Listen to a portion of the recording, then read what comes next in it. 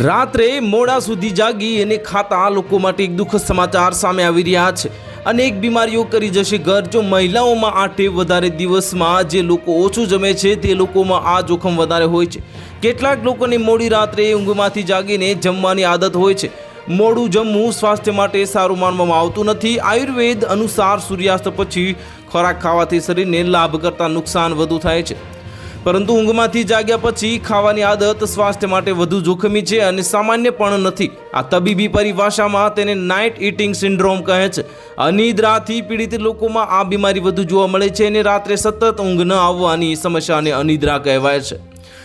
Night eating સિન્ડ્રોમનો ભોગ કોણ છે? તો નેશનલ ઇન્સ્ટિટ્યૂટ ઓફ મેન્ટલ હેલ્થના જણાવ્યા અનુસાર નાઇટ ઇટિંગ સિન્ડ્રોમ વસ્તીના 1 થી 2% લોકોને અસર કરે છે, જે પુરુષો અને સ્ત્રીઓમાં બંનેમાં જોવા મળે છે. જે લોકો મેદસ્વી અને ખાવાની આદતોથી લગતી સમસ્યાઓ ધરાવે છે તેઓ નાઇટ ઇટિંગ સિન્ડ્રોમથી વધુ પીડિત છે.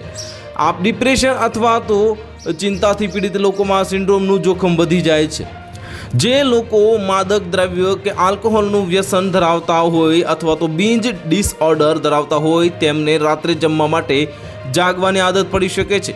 આટલું જ નહીં, સામાન્ય વજનની વ્યક્તિ પણ જો મોડી રાત સુધી જાગતી રહે તો સમસ્યાનો શિકાર બની શકે છે. અને હૈદરાબાદની એપોલો હોસ્પિટલમાં ડૉક્ટર સુધીર કુમારનું કહેવું છે કે રાત્રે ખાવાથી જે વિકૃતિ ચોક્કસપણે સ્થૂળતા વધારે છે. તો હાલ માટે આટલું જ. મળીશું નવી અપડેટ સાથે. જો તમને અમારા વિડીયો પસંદ આવતા હોય તો વિડીયોને લાઇક કરી દેજો, ચેનલને સબસ્ક્રાઇબ કરી બાજુમાં આવેલા બેલ આઇકનને દબાવી દો, જેથી તમને આવા સમાચારની અપડેટ મળતી રહે.